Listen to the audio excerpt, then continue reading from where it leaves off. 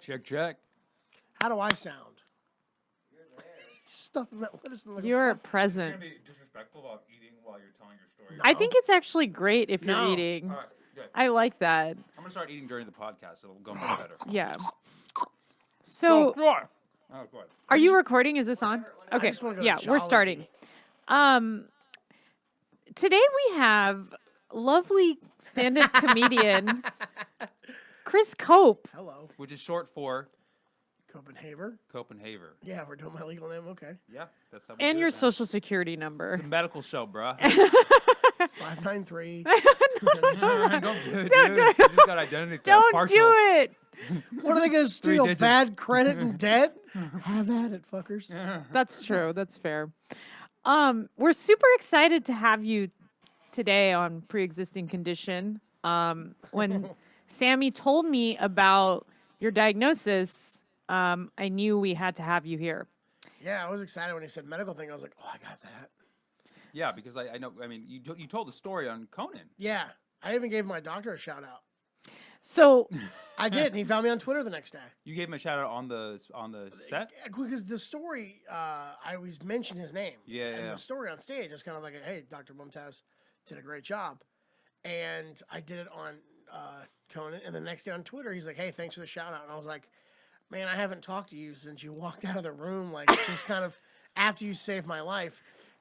And I sent him like a 3-page thank you, like a real thoughtful, like, hey, man, you know, you were the difference maker between me being above ground and below. So thank you. I love hearing positive doctor stories because I don't hear them. Yeah, man, he was great. He was very cool. Like, I mean, you know, what he told my mom and what he told me were two different things. Yeah. He was a little more real with my mom, a little less real with me, but I appreciated the moment. I think at that moment I needed it. What was his name?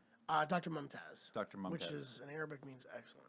oh, highly excellent. Yeah, right? Dr. Mumtaz. Excelente. Yeah, I was very excited. I was afraid. I was like, I wanted to do that. Did really well in college, and here we go. So we got Priyanka Wali and Dr. Mumtaz.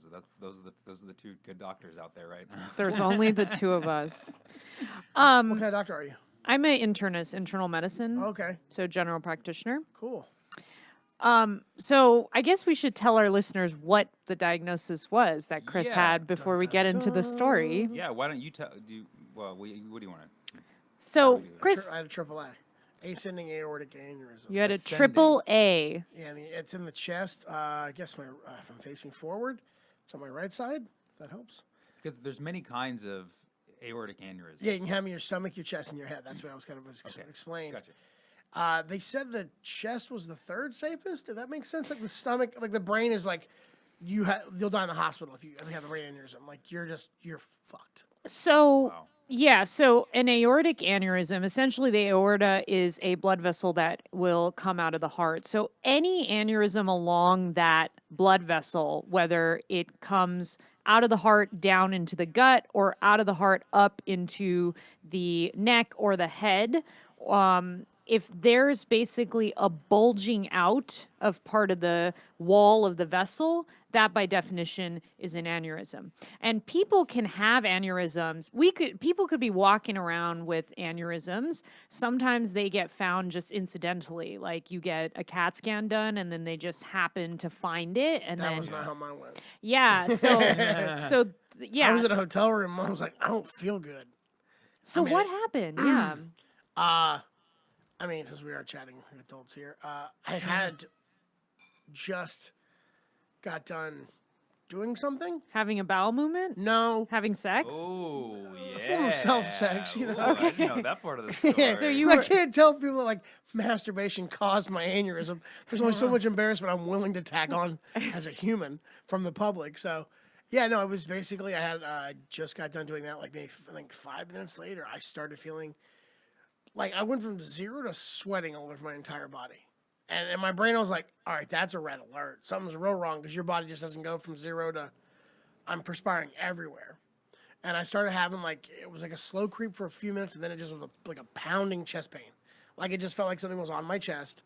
And I laid down because I just a natural, I guess, inclination. I called my mom. She said, hang up and call 911. I called 911, and then, like, literally a minute and a half, 2 later, my hands went into shock. Like, my hands did this, or, like, I couldn't move them.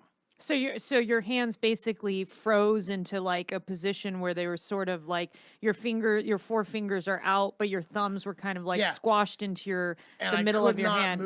could not ball a fist. I could not do anything with my hands. You think it was God punishing you for? Maybe? So